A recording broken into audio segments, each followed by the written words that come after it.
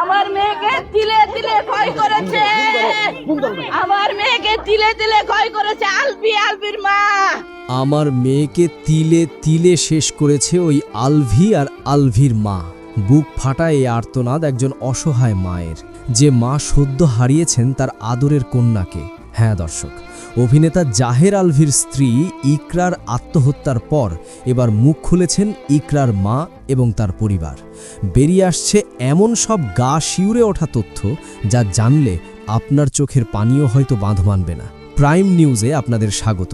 বাইরে থেকে দেখতে চকচকে শোবিজ জগতের ভেতরে কতটা অন্ধকার লুকিয়ে থাকতে পারে, ইকরার মৃত্যু যেন তারই এক জ্বলন্ত প্রমাণ। আজ আমরা জানাবো 14 বছরের ভালোবাসার সেই পুরনো গল্প, যা টাকার অহংকার, বডি শেমিং আর পরকীয়ার বিষে কিভাবে নীল হয়ে গেল। সালটা 2018 কিংবা 19। জাহের আলভি তখন আজকের মতো জনপ্রিয় তারকা হয়ে ওঠেননি। সাধারণ একজন মডেল হিসেবে টিকটকে ভিডিও বানাতেন তিনি, আর সেই ভিডিওগুলোতে তার সার্বক্ষণিক সঙ্গী ছিলেন স্ত্রী ইকরা। কিন্তু সেই সময় থেকেই শুরু হয় ইকরার জীবনের সবচেয়ে বড় মানসিক নির্যাতন। ইকরা তখন কিছুটা হেলদি বা স্বাস্থ্যবতী ছিলেন, অন্যদিকে আলভি ছিলেন একদম স্লিম ফিট।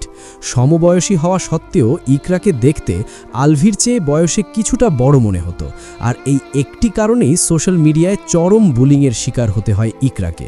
নেটিজেনরা তখন আজে বাজে মন্তব্য করতে ছাড়েনি।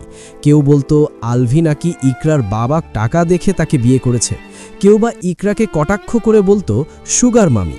এমনকি এমন কথাও শোনা যায় যে আলভি নিজের জনপ্রিয়তা বাড়াতে এবং নাটকের সুযোগ পেতে ইকরার বাবার টাকাই ব্যবহার করেছেন।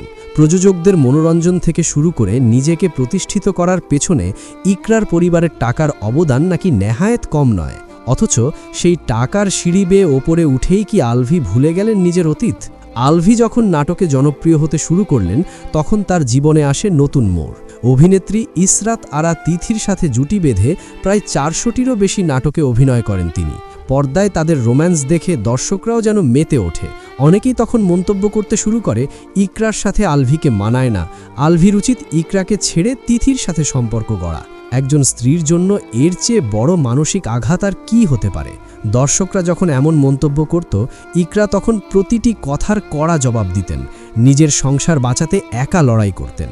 কিন্তু অবাক করার বিষয় হলো, স্ত্রী যখন দিনের পর দিন বুলিংয়ের শিকার হচ্ছিলেন, আলভি তখন একদম চুপ থাকতেন। নেটিজেনদের হাজারটা বাজে কথা তিনি অনায়াসেই হজম করে যেতেন। কেন জানেন? কারণ ততদিনে আলভির মনে হয়তো তিথির জন্য জায়গা তৈরি হতে শুরু করেছিল। পর্দার অভিনয় হয়তো বাস্তবেও রূপ নিচ্ছিল। তিনি হয়তো ভেতরে ভেতরে চাইছিলেন ইকরা তার জীবন থেকে সরে যাক। শুধু স্বামীর অবহেলাই নয়, ইকরার উপর মানসিক নির্যাতনের আরেকটা বড় কারণ ছিল তার শাশুড়ি। ইকরার মায়ের অভিযোগ, আলভির মাও নাকি ইকরাকে কখনোই পছন্দ করতেন না। ছেলের চেয়ে দেখতে বয়স্ক মনে হওয়ায় সব সময় ইকরাকে কথা শোনাতেন এবং মানসিক চাপে রাখতেন তিনি। আর এই সব কিছুর ভার সইতে না পেরেই আজ ইকরা চিরতরে বিদায় নিয়েছেন। ইকরার মা আজ বুক চাপড়ে কাঁদছেন আর বলছেন, আলভি এবং আলভির মা মিলে আমার মেয়ের জীবনটা তিলে তিলে শেষ করে দিয়েছে।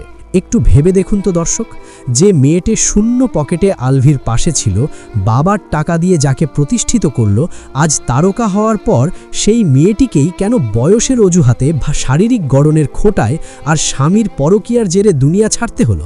এই মৃত্যুর দায় কার? সাইবার বুলিং করা নেটিজেনদের, শাশুড়ির মানসিক নির্যাতনের, নাকি অভিনেতা জাহের আলভির বিশ্বাসঘাতকতার? আপনাদের কি মনে হয় এই পুরো ঘটনায় আসল অপরাধী কে?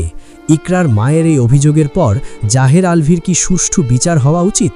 আপনাদের অনুভূতি এবং মূল্যবান মতামত অবশ্যই কমেন্ট করে আমাদের জানাবেন। শোবিজ অঙ্গনের সব সত্য ঘটনা জানতে প্রাইম নিউজের সাথেই থাকুন। ধন্যবাদ।